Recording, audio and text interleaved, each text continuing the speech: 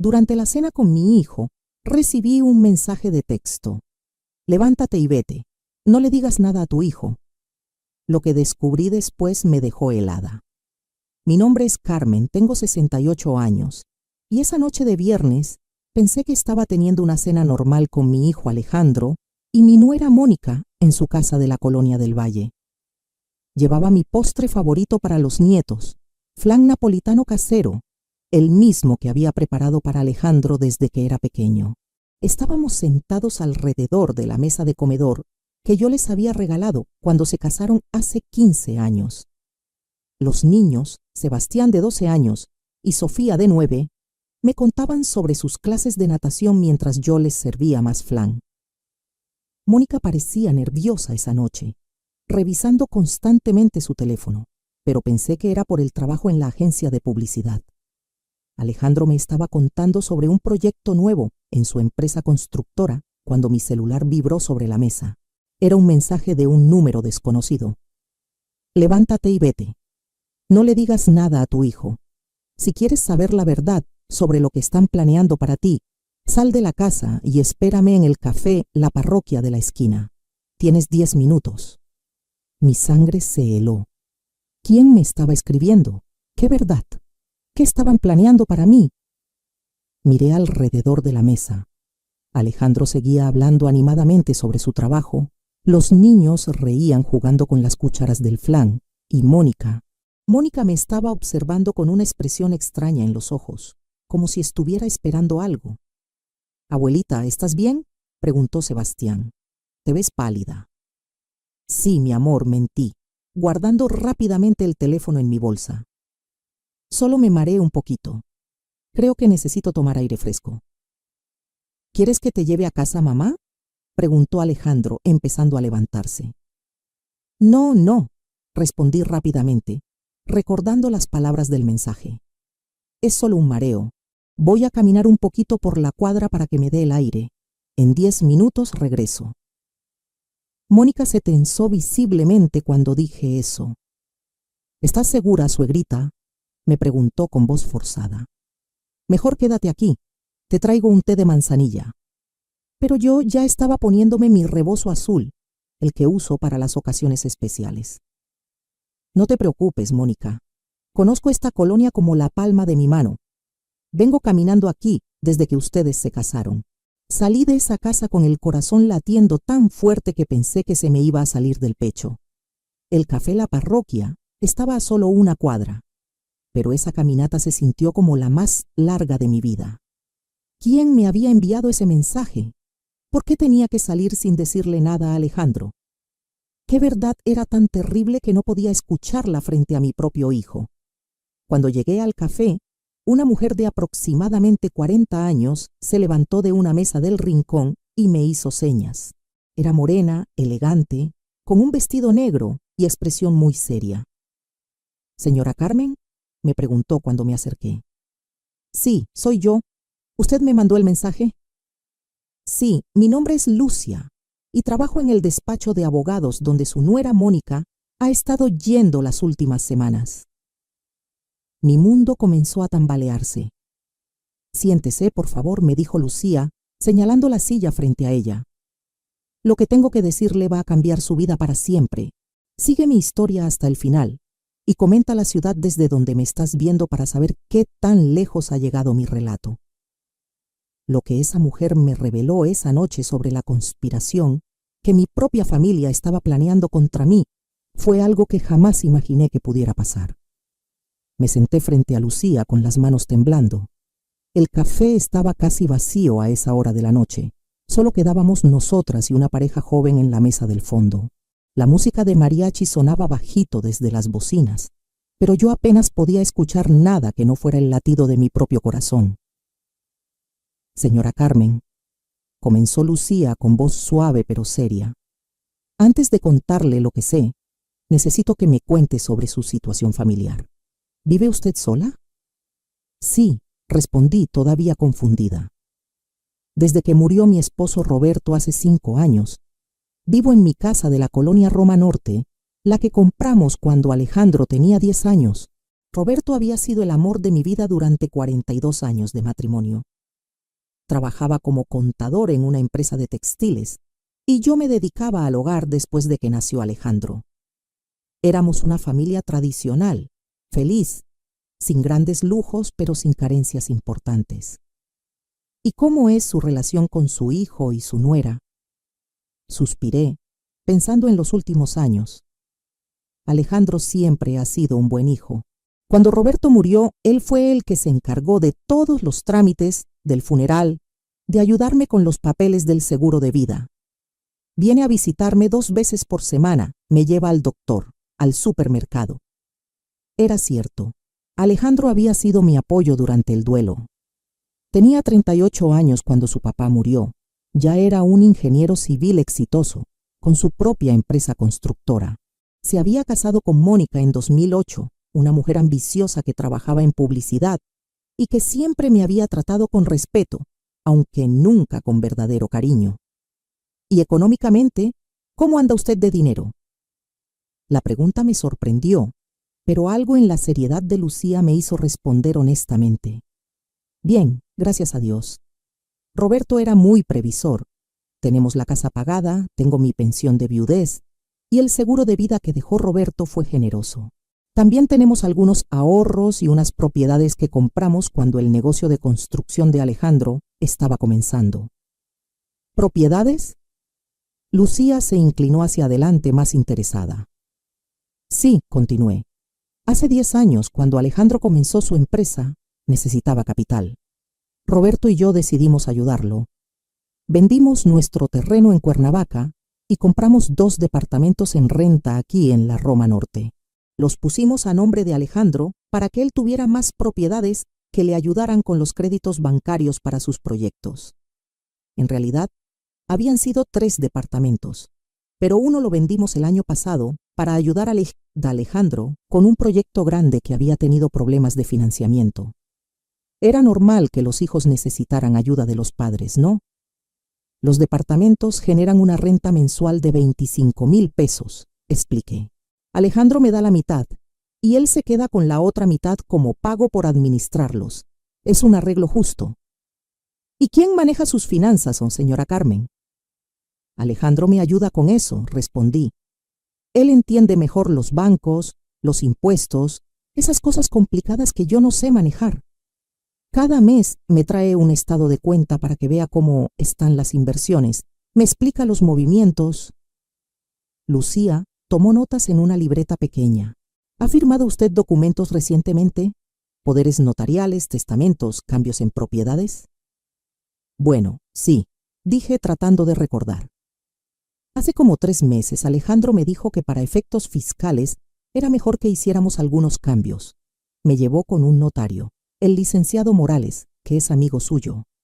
Firmé unos papeles para actualizar mi testamento y unos poderes para que Alejandro pudiera manejar mejor mis cosas si algún día yo me enfermo o ya no puedo hacerlo. ¿Leyó usted esos documentos antes de firmarlos? La pregunta me incomodó. Alejandro me los explicó. Son documentos legales muy complicados, con muchas palabras técnicas que yo no entiendo. Pero él es mi hijo. Confío en él completamente. Lucía me miró con una expresión que me hizo sentir un hueco en el estómago. ¿Y Mónica? ¿Ella participa en estas decisiones financieras? Mónica siempre está presente cuando hablamos de dinero, recordé. Dice que como esposa de Alejandro, ella también debe estar informada sobre las finanzas familiares. De hecho, fue idea suya que fuéramos con el licenciado Morales para actualizar los papeles. Pensando ahora, recordé que Mónica había estado muy insistente con el tema del testamento. Suegrita me había dicho hacía unos meses, usted ya tiene 68 años. Es importante que tenga todo en orden por si algo pasa. No queremos que después haya problemas legales o que el gobierno se quede con lo que usted trabajó toda su vida. Sus palabras me habían asustado un poco. Yo me sentía perfectamente bien de salud, pero ella tenía razón. Era importante tener las cosas en orden. Lucía, le dije, sintiendo que mi voz temblaba, ¿por qué me está preguntando todo esto? ¿Qué es lo que sabe sobre mi familia? Lucía cerró su libreta y me miró directamente a los ojos. Señora Carmen, trabajo como asistente legal en el despacho del licenciado Herrera. Hace 2 semanas, el licenciado Morales, el notario que usted mencionó, llamó a nuestro despacho pidiendo asesoría sobre un caso complejo. Mi respiración se aceleró. Su nuera Mónica contrató nuestros servicios por separado, sin que su esposo lo supiera. Quería saber sobre procedimientos legales para declarar incapacidad mental en personas mayores. El mundo comenzó a girar a mi alrededor. ¿Incapacidad mental?, susurré.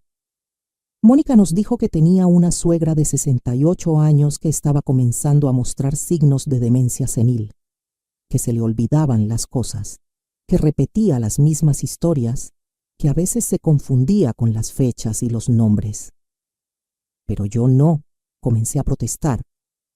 Yo sé que usted no tiene ningún problema mental, señora Carmen. Por eso decidí contactarla. Durante las citas que tuvo Mónica en nuestro despacho, mencionó cosas que me hicieron sospechar. Lucía sacó otra libreta de su bolsa. Mónica nos preguntó específicamente sobre los plazos legales. ¿Cuánto tiempo tardaba el proceso? ¿Qué tipo de evidencia médica necesitaba? ¿Qué pasaba con las propiedades una vez que se declaraba la incapacidad? No entiendo, balbuceé. ¿Por qué Mónica estaría preguntando eso? Porque según ella, una vez que usted fuera declarada incapaz, su hijo tendría que hacerse cargo completamente de sus bienes, y ella, como esposa, tendría derecho a participar en las decisiones sobre esas propiedades. Me aferré a la mesa para no caerme de la silla. Pero eso es imposible. Alejandro jamás haría algo así. Él me ama. Señora Carmen, dijo Lucía con gentileza, ¿usted sabe cuánto valen realmente sus propiedades y sus ahorros? Bueno, dudé. Alejandro me dice que la casa vale como 2 millones de pesos y los departamentos tal vez otro millón cada uno. Los ahorros, no estoy segura exactamente. Lucía negó con la cabeza. Señora, su casa en la Roma Norte vale por lo menos 4 millones de pesos. Los departamentos que usted dice que están a nombre de Alejandro, cada uno vale más de 2 millones. Estamos hablando de un patrimonio de más de 10 millones de pesos. La cifra me golpeó como un martillazo. 10 millones. Y eso sin contar las cuentas de inversión y los seguros. Señora Carmen, usted es una mujer muy rica, pero parece que no se ha dado cuenta. Las lágrimas comenzaron a rodar por mis mejillas. Durante 5 años, desde la muerte de Roberto, había confiado completamente en Alejandro para manejar nuestro dinero. Nunca había cuestionado sus explicaciones. Nunca había pedido una segunda opinión. ¿Y qué más le dijo Mónica en esas citas?, pregunté con voz quebrada. Mónica preguntó sobre los plazos para vender propiedades una vez obtenida la tutela por incapacidad. También preguntó sobre trasladar dinero a cuentas en el extranjero. ¿En el extranjero? Sí. Parece que Mónica y su esposo tienen planes de mudarse a Estados Unidos. Mónica nos dijo que su esposo había recibido una oferta de trabajo en Miami, pero que necesitaban liquidez para hacer la inversión inicial. Todo comenzó a tener sentido de la manera más horrible. Los últimos meses, Alejandro había estado hablando mucho sobre oportunidades de negocio en Estados Unidos. Mónica había comenzado a tomar clases de inglés. Los niños habían mencionado que tal vez cambiarían de escuela el próximo año. Pero yo nunca he mostrado signos de demencia, protesté. Estoy perfectamente bien de mis facultades. Por eso necesitan crear evidencia falsa, explicó Lucía. Mónica nos preguntó sobre médicos que pudieran diagnosticar demencia con base en testimonios familiares. También preguntó sobre la posibilidad de usar medicamentos que pudieran afectar temporalmente la memoria o la lucidez de una persona. El horror de lo que estaba escuchando me dejó sin habla. Mi propia nuera estaba planeando drogarme para hacerme parecer demente. ¿Y Alejandro?, pregunté, aferrándome a la esperanza de que mi hijo no supiera nada de esto. Lucía me miró con compasión. Señora Carmen, el licenciado Morales llamó a nuestro despacho porque Alejandro también lo está presionando. Quiere acelerar los trámites para que usted firme más documentos. El notario comenzó a sospechar porque los cambios que están pidiendo son muy drásticos y muy rápidos. ¿Qué tipo de cambios? Quieren que usted firme una donación de todas sus propiedades a nombre de Alejandro y que lo nombre como su único heredero universal, excluyendo a cualquier otro familiar que pudiera tener derechos. Pensé en mi hermana Rosa, que vive en Puebla, en mis sobrinos, en todos los familiares que Roberto y yo habíamos querido incluir en nuestro testamento original. ¿Cuándo quieren que firme esos papeles?, pregunté con terror. Según lo que escuché, van a llevarla al notario la próxima semana. Me quedé en silencio, procesando toda esta información. Mi hijo, el niño que había criado con amor, que había estudiado ingeniería gracias a nuestros sacrificios, que había llorado en el funeral de su papá prometiéndome que siempre me cuidaría, estaba planeando robarme todo lo que tenía. Y su esposa, la mujer que había recibido como hija en mi familia, estaba dispuesta a drogarme y declararme demente para acelerar el proceso. ¿Por qué me está contando esto?, le pregunté a Lucía. ¿Por qué se arriesga a perder su trabajo? Porque tengo una abuela de 70 años, respondió con lágrimas en los ojos. Y si alguien estuviera planeando hacerle esto a ella, yo esperaría que alguien me lo dijera. En ese momento entendí que mi vida había cambiado para siempre, pero también entendí algo más importante. Todavía tenía tiempo para defenderme. Después de la revelación de Lucía, regresé a la casa de Alejandro en estado de shock. Había pasado 1 hora en el café, mucho más de los 10 minutos que había prometido. Cuando toqué la puerta, Mónica la abrió inmediatamente, como si hubiera estado esperando junto a la ventana. «Suegrita, ¿dónde estaba? Estábamos preocupadísimos», exclamó con una sonrisa falsa que ahora me parecía siniestra. «Se me hizo tarde platicando con doña Mercedes, mi vecina», mentí. «La encontré en el parque y ya saben cómo es de platicadora». Mónica me estudió la cara cuidadosamente. «Se ve usted muy pálida. ¿Está segura de que se siente bien?». Por primera vez en mi vida, escuché las palabras de mi nuera con sospecha. ¿Me estaba preguntando sobre mi salud por cariño genuino o estaba evaluando si ya era momento de comenzar su plan? «Estoy perfectamente bien», respondí con firmeza. «Solo un poco cansada». Alejandro apareció desde la sala cargando a Sofía en brazos. «Mamá, me asustaste. Mónica y yo ya estábamos pensando en salir a buscarte». Lo miré a los ojos, buscando alguna señal de la traición que estaba planeando, pero solo vi a mi hijo de siempre, preocupado, cariñoso, aparentemente sincero. «Perdón, hijo. Ya sabes que a mi edad una se distrae fácilmente». Las palabras salieron de mi boca automáticamente, pero me helé al escucharlas. ¿Había dicho eso porque realmente me sentía distraída o porque inconscientemente ya estaba adoptando el papel de la anciana confundida que ellos querían que interpretara? «Abuelita», dijo Sebastián corriendo hacia mí, «¿ya se te olvidó que quedamos en que me ibas a enseñar y hacer flan el sábado?» «Por supuesto que no se me olvidó, mi amor», le respondí abrazándolo fuerte, pero vi cómo Mónica y Alejandro intercambiaron una mirada significativa por encima de nuestras cabezas. Durante el resto de la velada, comencé a notar cosas que antes había ignorado. La manera en que Mónica me observaba cuando hablaba, como si estuviera tomando notas mentales.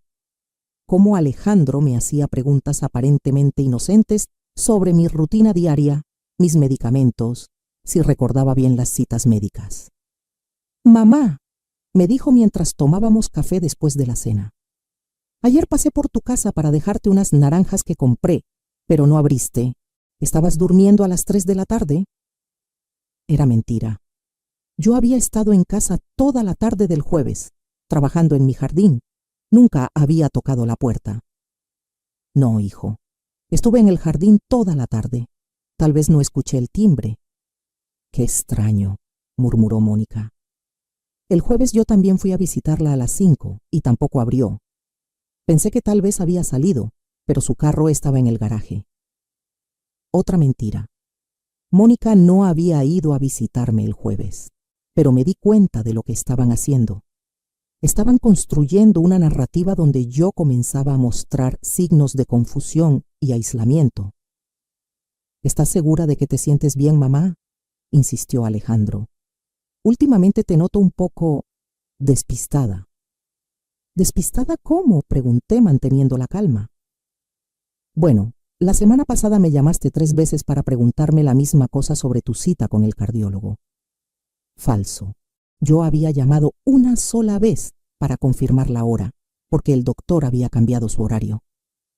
Y hace 2 semanas, añadió Mónica, cuando fuimos al supermercado, se le olvidó dónde había estacionado el carro.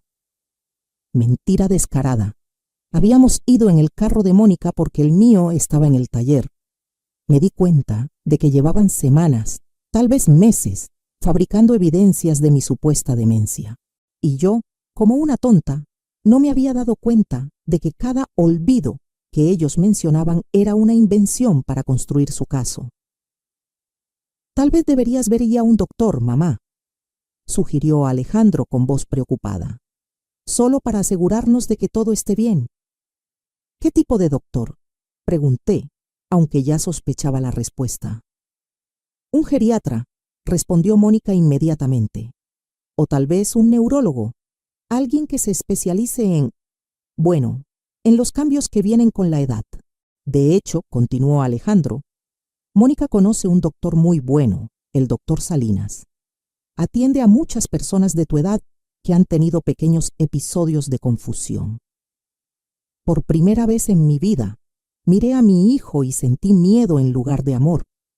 Estaban hablando de mí como si ya fuera una anciana senil, cuando yo me sentía perfectamente lúcida y capaz. No creo que sea necesario, respondí firmemente. Me siento muy bien. Mamá, insistió Alejandro, es solo por precaución. Después de que papá murió, hemos notado que a veces te olvidas de cosas importantes. ¿Cómo qué?, lo desafié.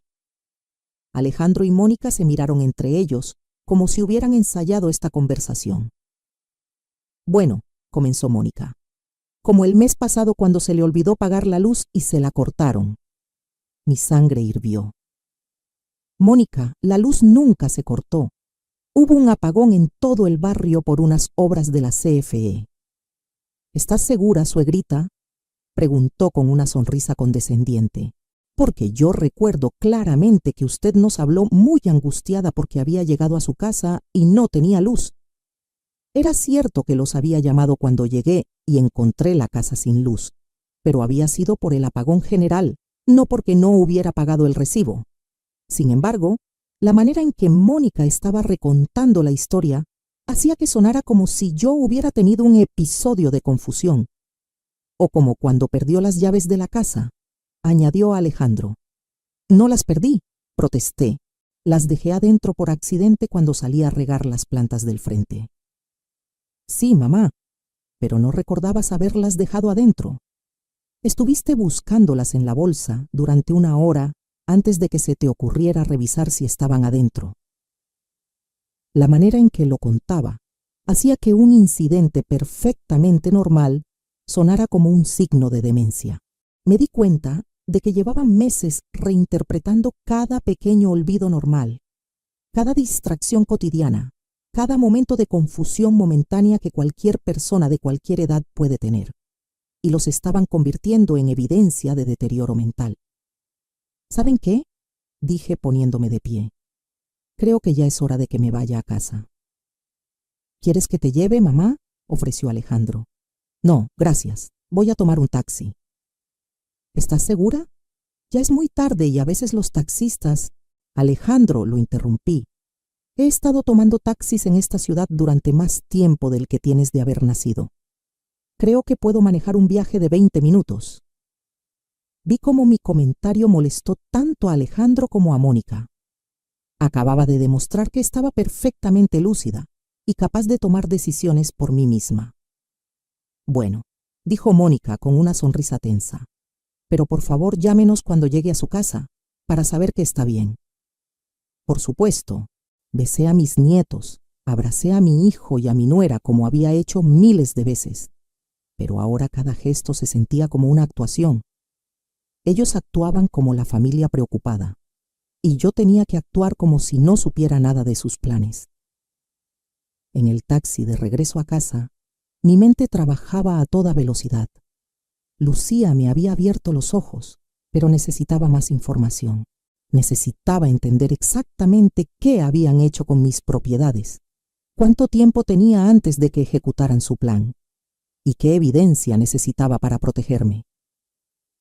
Cuando llegué a mi casa en la Roma Norte, la vi con ojos completamente nuevos. No era solo mi hogar, era una propiedad de 4 millones de pesos que mi hijo y mi nuera querían robar. Revisé cada habitación, cada mueble, cada fotografía familiar. Esta casa había sido mi refugio durante décadas, el lugar donde Roberto y yo habíamos construido nuestra vida, donde habíamos criado a Alejandro con amor y sacrificio. Y ahora mi propio hijo quería arrebatármela fingiendo que yo había perdido la razón. Esa noche no pude dormir. Me quedé despierta hasta muy tarde, pensando en todos los momentos de los últimos meses, donde había notado comportamientos extraños, conversaciones susurradas que se detenían cuando yo entraba a la habitación, miradas que Alejandro y Mónica intercambiaban cuando pensaban que yo no las veía. Todo comenzaba a tener sentido de la manera más dolorosa posible. Al día siguiente, a las 9 de la mañana, sonó mi teléfono. Era Alejandro. «Buenos días, mamá. ¿Cómo amaneciste?» «Muy bien, hijo. Mamá, ayer estuvimos pensando Mónica y yo, y creemos que sería buena idea que fueras con el doctor Salinas esta semana, solo para un chequeo general. Ya te dije que me siento perfectamente bien». «Lo sé, mamá, pero es que, bueno, anoche después de que te fuiste, Sebastián nos comentó algo que nos preocupó». «¿Qué cosa?» «Dijo que cuando estaban haciendo la tarea juntos la semana pasada, tú le preguntaste 3 veces cómo se llamaba su maestra. Él pensó que era raro porque ya la conoces desde hace 2 años. Otra mentira. Sebastián y yo habíamos hecho la tarea solo una vez la semana pasada y nunca había preguntado por su maestra. Pero me di cuenta de algo terrible. Estaban usando a mis propios nietos para construir evidencia falsa contra mí. Estaban poniendo palabras en la boca de Sebastián para justificar su diagnóstico fabricado. «Alejandro», le dije con voz firme, «no voy a ir con ningún doctor hasta que tú y yo tengamos una conversación muy seria sobre mis finanzas». Hubo un silencio del otro lado de la línea. «¿Tus finanzas? ¿Por qué quieres hablar de eso, mamá?» «Porque quiero entender exactamente cuánto dinero tengo, dónde está invertido y cuáles son mis opciones». «Mamá, ya hemos hablado de eso muchas veces, ¿no recuerdas?» Ahí estaba otra vez, cuestionando mi memoria. «Recuerdo perfectamente nuestras conversaciones», le respondí. «Pero quiero ver documentos oficiales, estados de cuenta de los bancos, escrituras de las propiedades, todo». «Claro, mamá. Podemos revisarlo todo. ¿Qué te parece si voy hoy en la tarde y llevamos todos los papeles?» «Perfecto. Y Alejandro, quiero que vengas solo, sin Mónica, sin los niños, solo tú y yo». Hubo otra pausa. «¿Por qué sin Mónica?» «Porque quiero hablar contigo de hombre a hombre, de hijo a madre, sin distracciones». Cuando colgué el teléfono tenía las manos temblando. Pero no era de miedo, era de rabia. Durante 5 años había confiado ciegamente en mi hijo, y él había usado esa confianza para planear mi destrucción. Pero tenía una ventaja que ellos no sabían. Ahora conocía su plan. Y estaba a punto de demostrarles que la anciana confundida que creían estar manipulando era mucho más inteligente de lo que imaginaban. Esa tarde, mientras esperaba que Alejandro llegara con los documentos, hice algo que no había hecho en 5 años. Revisé a fondo todos mis papeles personales. Durante décadas había confiado en Roberto para manejar nuestras finanzas y después de su muerte, había transferido esa confianza a Alejandro sin cuestionamientos. Pero ahora, sentada en mi escritorio con los documentos esparcidos frente a mí, comencé a ver discrepancias que antes había ignorado. Encontré el testamento original que Roberto y yo habíamos hecho en 2015, 3 años antes de su muerte.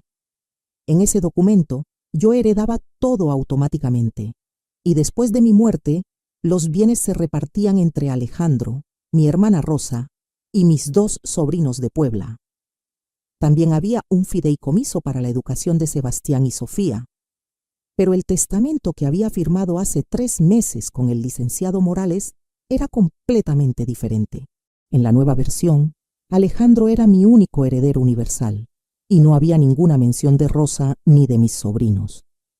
Cuando Alejandro llegó esa tarde, traía una carpeta gruesa y una expresión preocupada. «Mamá», me dijo dándome un beso en la mejilla, «me da mucha pena que tengas que preocuparte por estas cosas. Yo pensé que estaba manejando todo de la mejor manera para que tú no tuvieras estrés». «Siéntate, hijo», le dije señalando la silla frente a mi escritorio. «Quiero que me expliques algunas cosas». Abrió la carpeta y comenzó a sacar documentos. «Mira, mamá, aquí tienes los estados de cuenta de tus 3 cuentas bancarias. Esta es la cuenta de cheques donde depositan tu pensión. Esta es la cuenta de ahorros y esta es la cuenta de inversiones». Revisé los números. La cuenta de cheques tenía 45,000 pesos. La de ahorros tenía 80,000 y la de inversiones mostraba 200,000. ¿Solo 325,000 pesos?, pregunté. ¿Eso es todo lo que tengo? Bueno, mamá, también están las propiedades, pero recuerda que los departamentos están generando gastos. Los impuestos, el mantenimiento, las reparaciones. A veces incluso perdemos dinero con ellos. ¿Cuánto valen los departamentos exactamente? Según el último avalúo, cada uno vale como 1,200,000 pesos. ¿Y esta casa? Esta casa vale como 2,500,000. Los números no cuadraban con lo que Lucía me había dicho. Según ella, solo mi casa valía 4 millones. Alejandro, le dije calmadamente, quiero una segunda opinión sobre los valores de las propiedades. Se tensó visiblemente. ¿Una segunda opinión? ¿Por qué? El avalúo lo hizo una empresa muy confiable. Porque quiero estar segura, es mi dinero, ¿no? Por supuesto, mamá. Es solo que... Bueno, los avalúos cuestan dinero.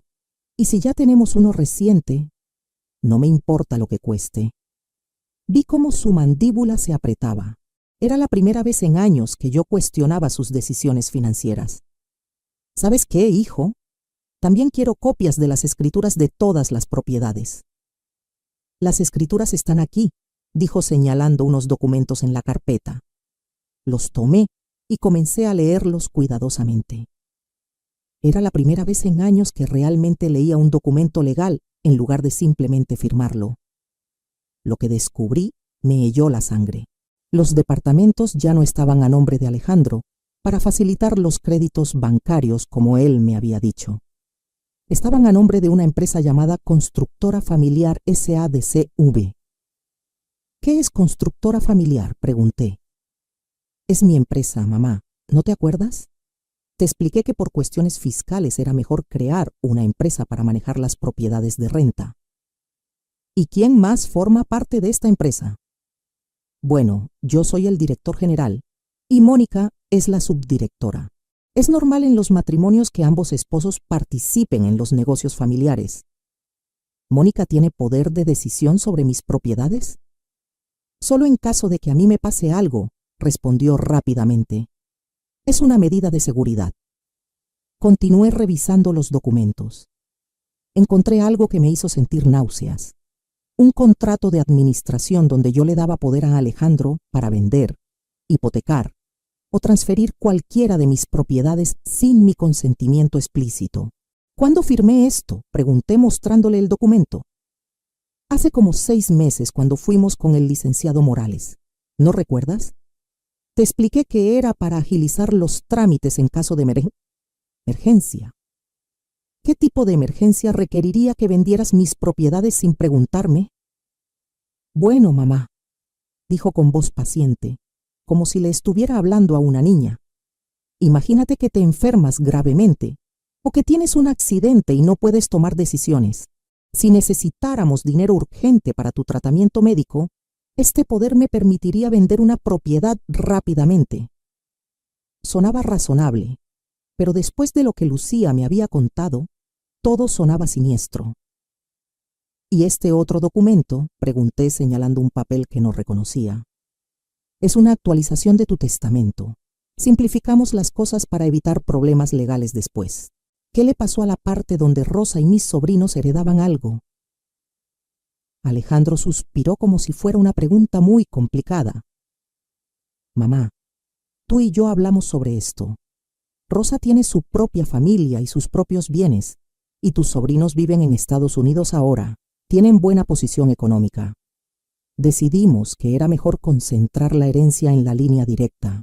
¿Yo decidí eso o tú lo decidiste? Mamá, dijo con un tono que comenzaba a sonar molesto. ¿Por qué estás cuestionando todo esto? Durante 5 años he manejado tus finanzas sin problemas. Tu dinero ha crecido, tus propiedades se mantienen, tienes ingresos mensuales. ¿Cuál es el problema? El problema, le dije mirándolo directamente a los ojos, es que acabo de descubrir que mi dinero no ha crecido. Mis propiedades están subvaluadas y mis ingresos mensuales son mucho menores de lo que deberían ser. Se quedó callado por primera vez en toda la conversación. ¿Quién te dijo eso?, preguntó finalmente. Nadie me lo dijo. Yo misma estoy llegando a esas conclusiones.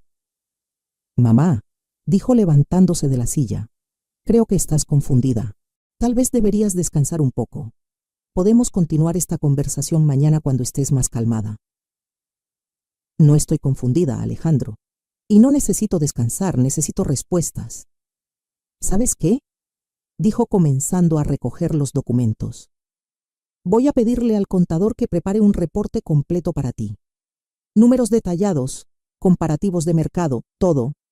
Así podrás ver que todo está en orden. No, le dije firmemente, poniendo mi mano sobre los papeles. Estos documentos se quedan aquí. Son míos. Mamá, necesito las copias originales para nada. Tú tienes copias en tu oficina. Estas se quedan conmigo. Por primera vez en mi vida, vi a mi hijo molestarse conmigo de verdad. Su cara se puso roja y sus ojos brillaron con irritación. Está bien, dijo con voz tensa, pero me preocupa que estés actuando tan sospechosa. No es normal que de repente desconfíes de todo después de tantos años. ¿Sabes qué sí es normal, Alejandro? Que una mujer de 68 años quiera entender exactamente cuál es su situación financiera. Claro, pero es que últimamente te noto muy alterada, muy diferente. Ahí estaba otra vez, cuestionando mi estado mental. ¿Diferente cómo? Más desconfiada, más paranoica, como si creyeras que todo el mundo te quiere hacer daño. ¿Y tú me quieres hacer daño, Alejandro? La pregunta quedó flotando en el aire como una bomba sin explotar. ¿Cómo puedes preguntarme eso?, respondió con voz herida. Soy tu hijo. Todo lo que hago es por tu bien. Entonces no debería molestarte que quiera revisar mis propias finanzas. No me molesta, mintió. Solo me preocupa que estés estresándote innecesariamente. Después de que Alejandro se fue, me quedé sola con los documentos esparcidos sobre mi escritorio. Pero ahora tenía algo que no había tenido en años. Información real sobre mi situación.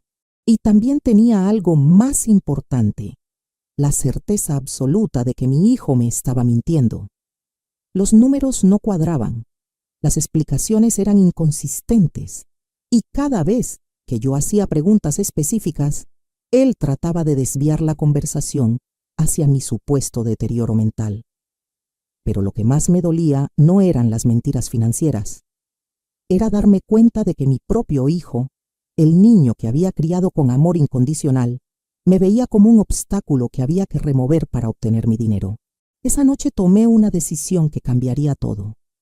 No iba a ser la víctima vulnerable que ellos esperaban.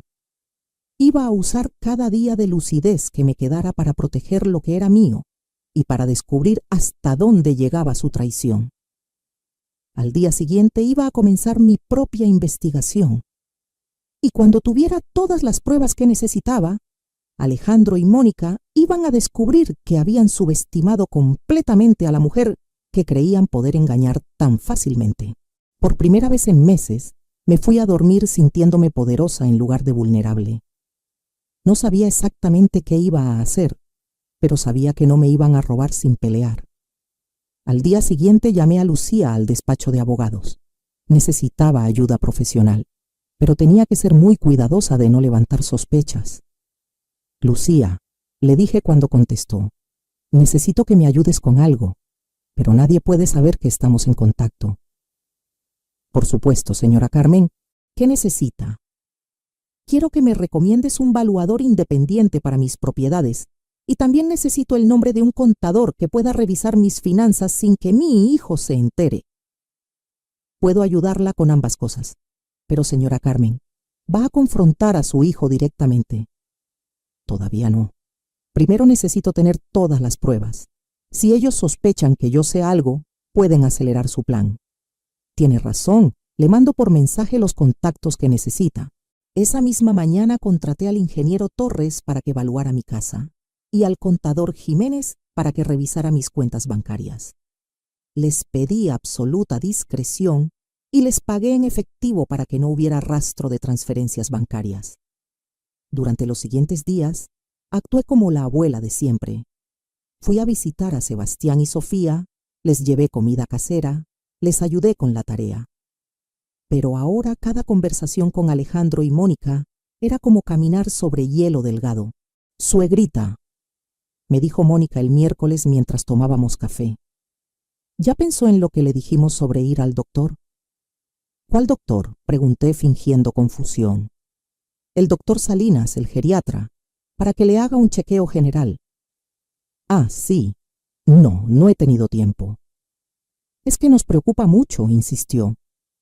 Ayer Alejandro me contó que usted se puso muy nerviosa revisando los papeles financieros.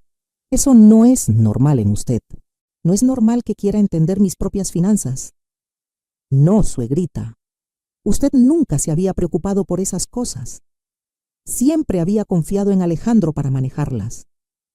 Era verdad, pero ahora entendía que esa había sido mi primera equivocación.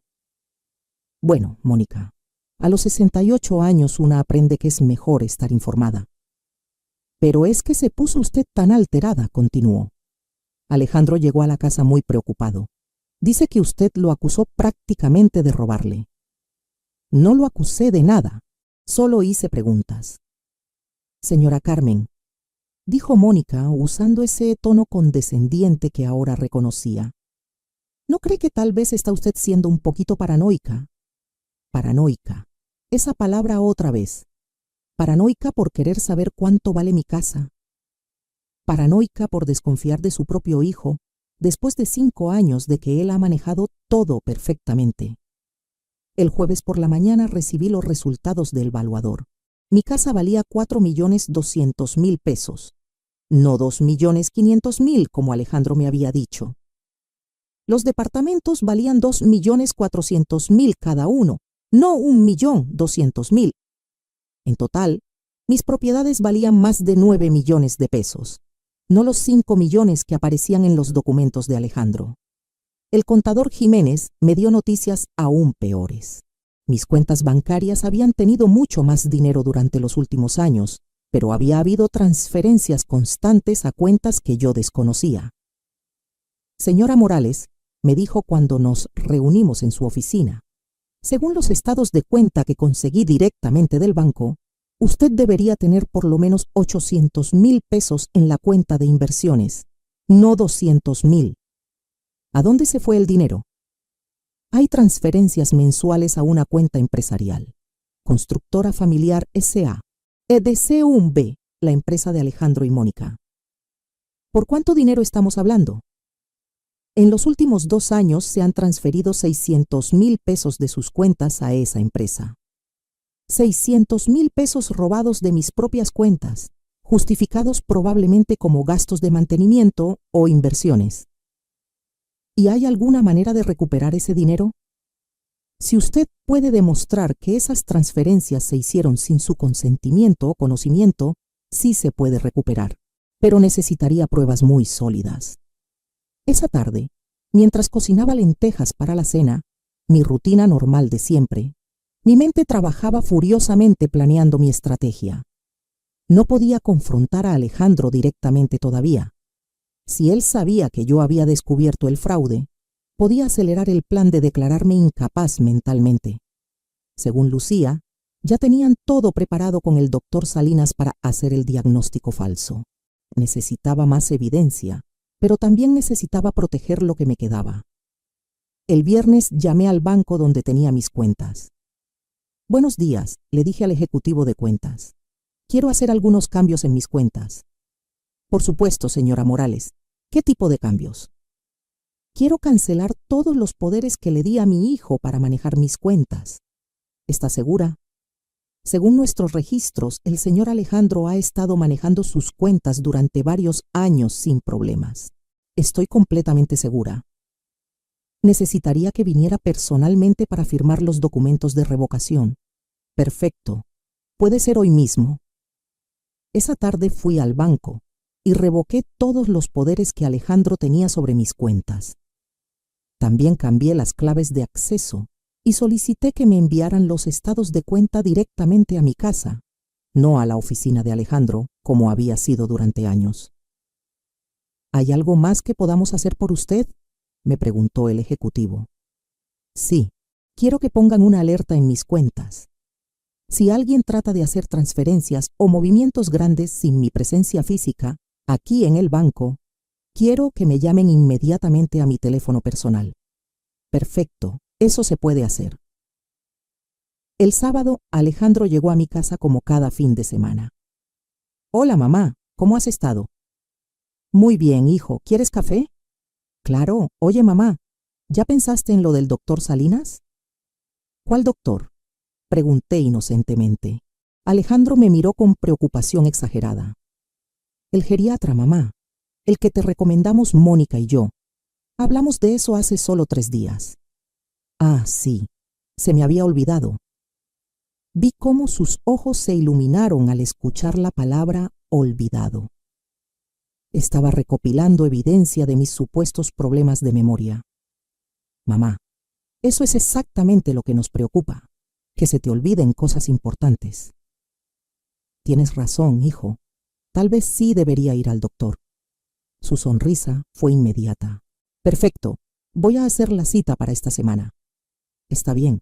¿Puedes acompañarme? Por supuesto, mamá. No te voy a dejar ir sola. Esa noche, después de que Alejandro se fue, llamé a Lucía. Lucía, creo que van a acelerar su plan. Alejandro quiere llevarme con el doctor Salinas esta semana. Señora Carmen, ¿está preparada para lo que viene? Creo que sí. Tengo los valuadores reales de mis propiedades. Tengo evidencia del dinero que han robado.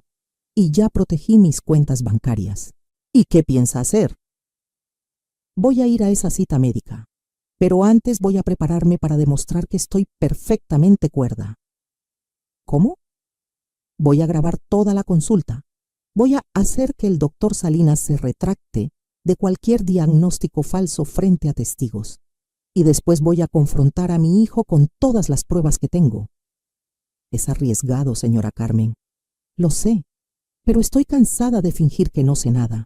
Es hora de que Alejandro y Mónica descubran que la anciana tonta, que creen estar manipulando, no es tan tonta después de todo. El domingo por la noche, mientras planchaba mi vestido azul para la cita médica del lunes, me sentí más fuerte de lo que me había sentido en años.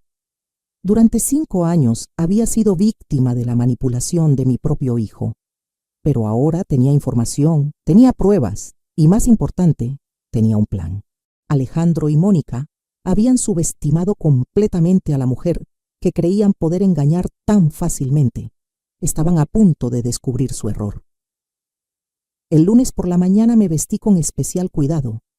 Mi vestido azul marino, mi collar de perlas que Roberto me había regalado en nuestro 20º aniversario y mis zapatos de charol negro. Si iba a enfrentar una conspiración, lo haría con dignidad. Alejandro llegó puntualmente a las 10 de la mañana. Buenos días, mamá. ¿Lista para ir con el doctor? Lista, le respondí, guardando discretamente mi teléfono en mi bolsa con la grabadora activada. En el carro, mientras manejaba hacia el consultorio, Alejandro no paraba de hablar. Mamá, quiero que sepas que esto es solo por precaución. El doctor Salinas es muy bueno, muy comprensivo. Solo va a hacerte algunas preguntas sencillas, nada complicado. ¿Qué tipo de preguntas? Cosas básicas. Fechas, nombres, memoria reciente. Es un protocolo estándar para personas de tu edad. ¿Y qué pasa si el doctor encuentra algo problemático? Alejandro me miró por el espejo retrovisor. Mamá, si el doctor encuentra que tienes algún inicio de demencia o algo así, no es el fin del mundo. Hay tratamientos, medicamentos, y nosotros estaremos ahí para ayudarte con todo. ¿Ayudarme cómo? Bueno, tal vez tendrías que tomar decisiones sobre tu casa, tus finanzas, cosas que podrían ser demasiado estresantes para ti si no estás al 100% mentalmente. Ahí estaba. La preparación psicológica para que yo aceptara entregarle el control total de mi vida. El consultorio del doctor Salinas estaba en una clínica privada muy elegante en Polanco. Cuando entramos, la recepcionista nos saludó como si ya nos conociera. Señora Morales, el doctor Salinas la está esperando. El doctor era un hombre de unos 50 años, calvo, con lentes dorados y una sonrisa que me pareció falsa desde el primer momento. Señora Carmen, me dijo estrechándome la mano, es un placer conocerla. Su hijo me ha contado mucho sobre usted. ¿Ah, sí? ¿Qué le ha contado? El doctor miró a Alejandro, como buscando permiso para hablar. Me ha contado que ha estado preocupado por algunos cambios en su memoria y su comportamiento. Doctor, intervino Alejandro. Como le expliqué por teléfono, mi mamá últimamente se olvida de cosas importantes. Repite las mismas preguntas. A veces se confunde con las fechas. Entiendo, dijo el doctor tomando notas. ¿Y cuándo comenzaron estos episodios? Hace como 6 meses, mintió Alejandro. Al principio pensamos que era estrés por la muerte de mi papá, que fue hace 5 años, pero últimamente ha empeorado. Cada palabra que salía de la boca de mi hijo era una mentira cuidadosamente construida. Señora Carmen, me dijo el doctor, ¿usted cómo se siente? ¿Ha notado estos cambios que menciona su hijo? Doctor, le respondí con voz clara y firme. Me siento perfectamente bien. Mi memoria está intacta, no tengo confusión mental, y las únicas cosas que he estado cuestionando últimamente son las finanzas de mi familia. Vi cómo Alejandro se tensó en su silla. ¿Problemas financieros?, preguntó el doctor. No problemas, aclaré. Solo quiero entender mejor mis propias inversiones y propiedades. Por primera vez en mi vida estoy revisando personalmente mis estados de cuenta. Mamá, interrumpió Alejandro, pero es que la manera en que lo haces es muy agresiva, muy diferente a como eras antes. ¿Agresiva por hacer preguntas sobre mi propio dinero? No agresiva, se corrigió rápidamente, sino desconfiada, como si creyeras que yo te estoy engañando. ¿Me estás engañando, Alejandro? La pregunta cayó como una bomba en el consultorio. El doctor dejó de escribir. Alejandro se puso rojo y por primera vez desde que había empezado esta farsa, hubo silencio total. Mamá, dijo Alejandro finalmente, ¿cómo puedes preguntarme eso? Es una pregunta simple, hijo. ¿Me estás engañando con mis finanzas? Por supuesto que no. Entonces no te molestará que te diga que mandé evaluar mi casa independientemente y que vale 4.200.000 pesos, no 2.500.000 como tú me dijiste. El color se le fue de la cara completamente. ¿Tú mandaste evaluar la casa? Sí, y también los departamentos. Cada uno vale 2.400.000, no 1.200.000. El doctor Salinas nos miraba alternadamente, claramente confundido por el rumbo que había tomado la consulta. Señora Carmen, intervino, estas discrepancias son las que la tienen preocupada. Doctor, estas no son discrepancias, son mentiras. Mi hijo me ha estado mintiendo sobre el valor de mis propiedades durante años. Mamá, dijo Alejandro con voz desesperada, los avalúos pueden variar mucho dependiendo de quién los haga. ¿Y qué me dices de los 600.000 pesos que han desaparecido de mis cuentas bancarias? El silencio ahora era ensordecedor. ¿600,000 pesos? Preguntó el doctor. Sí, doctor. Durante los últimos 2 años, mi hijo ha transferido 600,000 pesos de mis cuentas personales a su empresa, sin mi conocimiento explícito. Alejandro estaba sudando visiblemente. Mamá, ese dinero se usó para mantenimiento de las propiedades, para 600,000 pesos de mantenimiento en 2 años, para 2 departamentos. Señora Carmen, dijo el doctor Salinas claramente incómodo, creo que estos asuntos familiares están fuera del alcance de una consulta médica. Tiene razón, doctor, pero lo que sí está dentro de su alcance es evaluar si estoy mentalmente capacitada para manejar mis propias finanzas. Me puse de pie y saqué mi teléfono. Doctor, tengo aquí una grabación de una conversación que tuve con una abogada la semana pasada, donde se mencionan procedimientos para declarar incapacidad mental en personas mayores. ¿Le gustaría escucharla? El doctor Salinas se puso pálido. Señora Carmen, yo no sé de qué está hablando. ¿No? ¿No recibió una llamada de mi nuera Mónica preguntando sobre diagnósticos de demencia basados en testimonios familiares? Yo no puedo discutir otros casos. Por supuesto que no puede, porque sería poco ético diagnosticar a alguien con demencia sin una evaluación médica real, solo basándose en lo que dicen los familiares interesados en su dinero. Alejandro se levantó bruscamente. Mamá, creo que deberíamos irnos. Estás muy alterada. No me voy a ningún lado, le dije con firmeza. Doctor Salinas, quiero que me haga una evaluación mental completa, ahora mismo. Pruebas de memoria, de orientación, de capacidad de decisión, todo lo que necesite para determinar si estoy o no capacitada mentalmente. Señora Carmen, eso no es necesario. Sí es necesario, porque quiero que quede documentado oficialmente que estoy perfectamente cuerda. Durante la siguiente hora, el doctor Salinas me sometió a una batería completa de pruebas mentales, preguntas sobre fechas, cálculos matemáticos, memoria a corto y largo plazo, capacidad de razonamiento. Respondí todo perfectamente. Señora Carmen, dijo finalmente el doctor, sus resultados están completamente dentro de los parámetros normales para una persona de su edad. No hay ningún signo de deterioro cognitivo o demencia. ¿Podría poner eso por escrito, doctor? Por supuesto. Mientras el doctor preparaba el reporte, me volví hacia Alejandro, que estaba sentado en silencio con la cabeza entre las manos. Alejandro, le dije, ahora vamos a tener esa conversación que hemos estado evitando. Mamá, yo puedo explicar.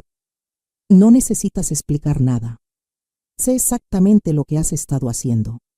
Has estado robando mi dinero durante años, subestimando mis propiedades y planeando declararme incapaz mentalmente para quedarte con todo. Eso no es verdad. ¿No es verdad? Entonces, ¿por qué tu esposa fue a consultar a un abogado sobre procedimientos de incapacidad mental?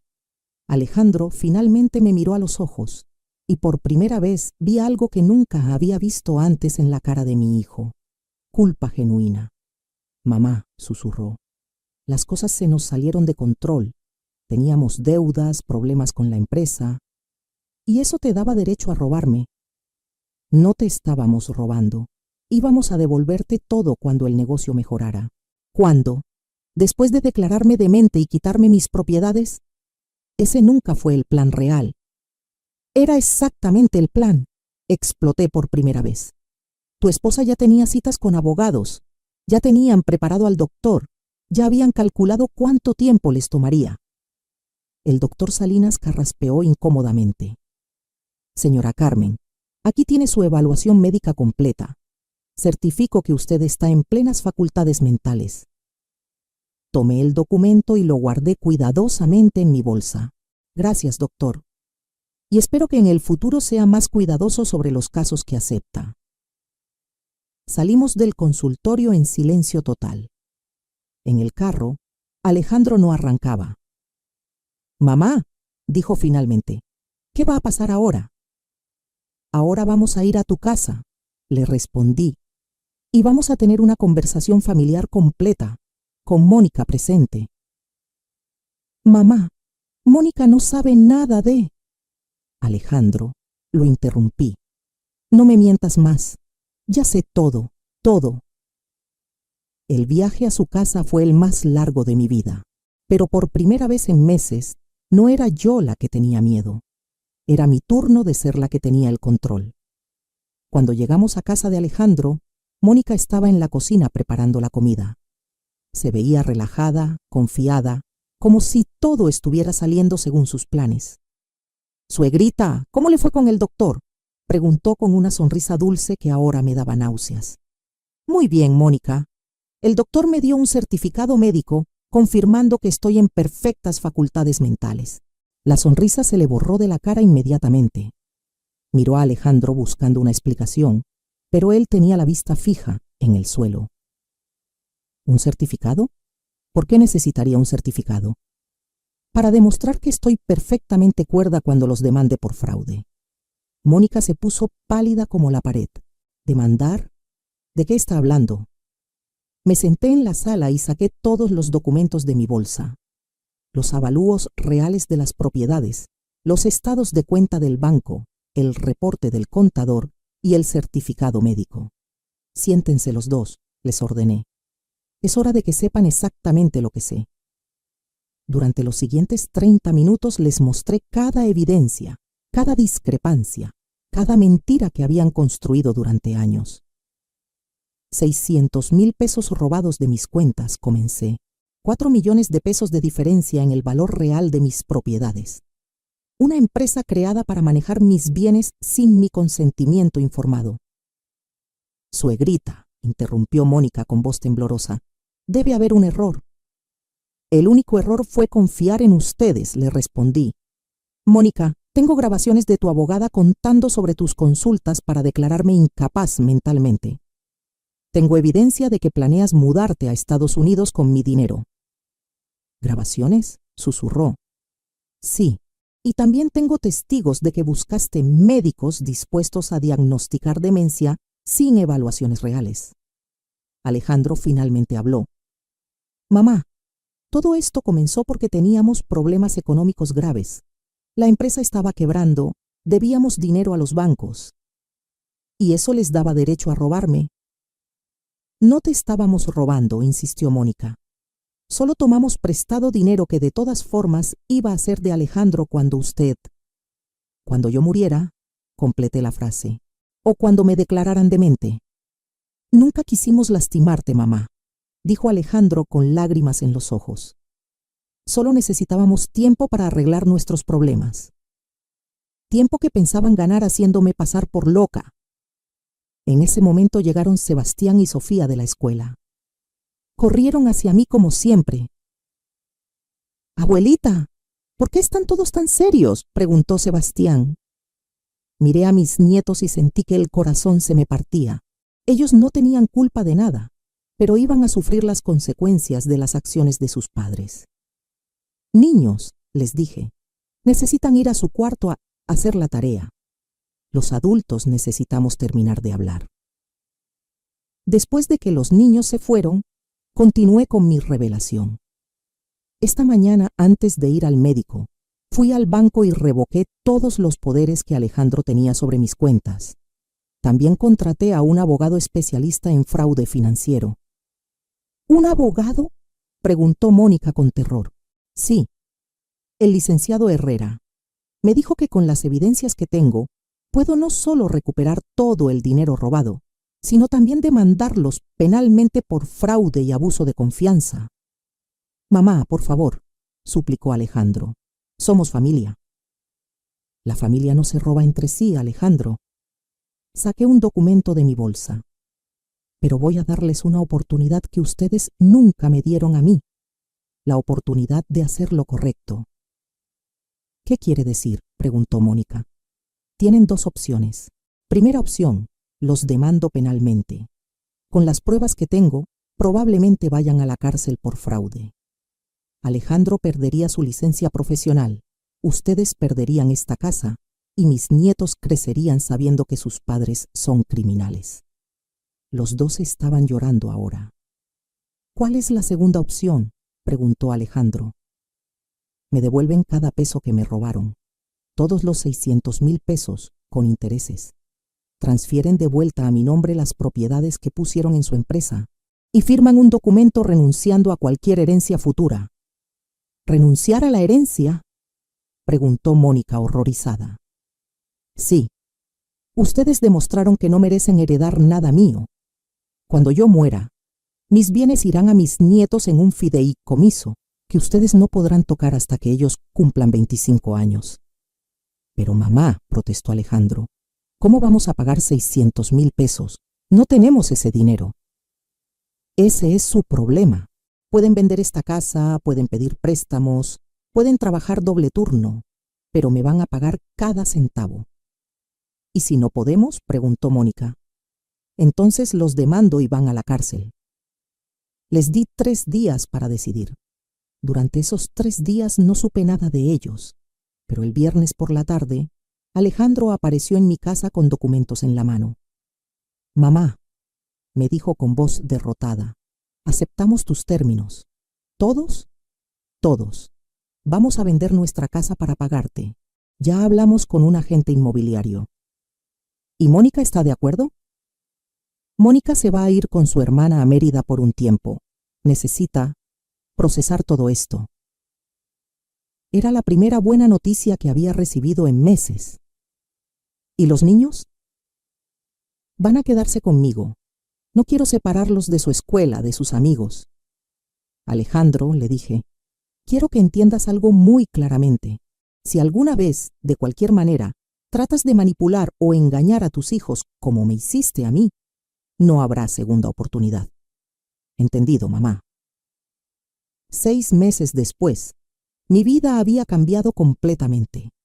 Recuperé todo mi dinero, más los intereses correspondientes. Alejandro vendió su casa y se mudó a un departamento más pequeño con los niños. Mónica efectivamente se fue a Mérida y nunca regresó. Sebastián y Sofía vienen a visitarme todos los fines de semana. Al principio estaban confundidos por la separación de sus padres, pero con el tiempo comenzaron a entender que su abuela había tenido que defenderse de algo muy malo. Abuelita, me dijo Sebastián hace unas semanas, mi papá dice que usted es la mujer más inteligente que conoce. ¿Eso dice? Sí.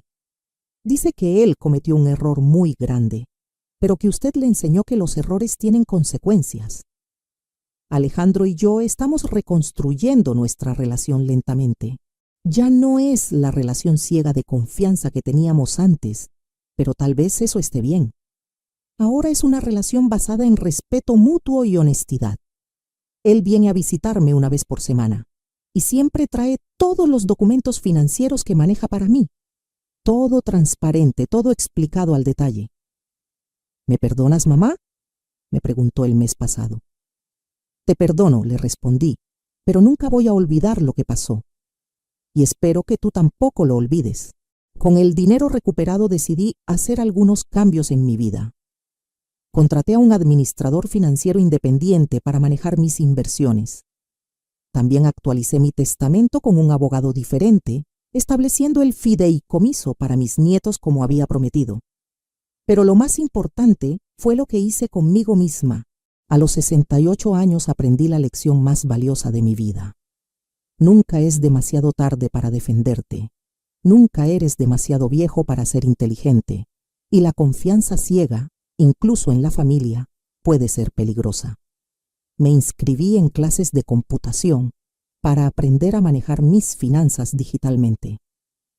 También tomé un curso de finanzas personales para entender mejor las inversiones y los valores inmobiliarios. Cada mañana me despierto en mi casa de la Roma Norte, preparo mi café, leo los periódicos y reviso mis estados de cuenta bancarios. Ya no dependo de nadie más para entender mi propia situación financiera. Los martes por la tarde voy a un grupo de apoyo para personas mayores que han sido víctimas de abuso financiero familiar. Descubrí que mi caso no es único. Hay muchas mujeres de mi edad que han pasado por situaciones similares. La diferencia, les digo a las otras mujeres del grupo, es que yo tuve suerte de descubrir la verdad a tiempo. También me hice voluntaria en un centro de asesoría legal gratuita, ayudando a otras personas mayores a entender sus derechos y protegerse del abuso financiero. Lucía, la abogada que me alertó sobre la conspiración, se ha vuelto una buena amiga. Cenamos juntas una vez al mes y ella me ayuda a estar al día con las leyes que protegen a las personas de mi edad. Señora Carmen, me dijo hace poco, usted se salvó porque tuvo el valor de luchar. Muchas personas en su situación simplemente se resignan. Es que yo tenía algo por lo que luchar, le respondí. Tenía mi dignidad. Ahora, cuando veo a mis nietos los fines de semana, les enseño cosas que nunca pensé que tendría que enseñarles. Les hablo sobre la importancia de la honestidad, sobre cómo el dinero puede cambiar a las personas, sobre la diferencia entre amor verdadero y amor interesado. Abuelita, me preguntó Sofía el domingo pasado, ¿por qué mi mamá se fue? Tu mamá se fue porque tomó decisiones muy malas, mi amor, pero lo importante es que tú aprendas a tomar decisiones buenas. ¿Cómo sé cuáles son las decisiones buenas? Las decisiones buenas son las que no lastiman a otras personas, especialmente a las personas que te aman. Esta experiencia me enseñó que el amor familiar verdadero no es ciego. Es amor con límites, con respeto y con honestidad. Durante años confundí el amor incondicional con la confianza incondicional, y esa confusión casi me cuesta todo lo que tenía. Ahora tengo 69 años y me siento más fuerte y más inteligente que nunca. Mis propiedades están protegidas, mis finanzas están en orden y mi futuro está asegurado no por la generosidad de otros, sino por mi propia determinación de defender lo que es mío. ¿Qué harías tú si descubrieras que tu propia familia está conspirando contra ti? ¿Has pasado por algo similar? Comenta abajo y cuéntame tu historia. A veces pensamos que por ser mayores debemos confiar ciegamente en nuestros hijos, pero yo aprendí que la edad nos da sabiduría, no vulnerabilidad. La familia que realmente te ama no necesita robarte para demostrar su cariño. El amor verdadero respeta tu dignidad, tu inteligencia y tus derechos, sin importar cuántos años tengas. A los 69 años, finalmente aprendí a amarme a mí misma lo suficiente para defenderme. Y esa fue la lección más valiosa de toda mi vida.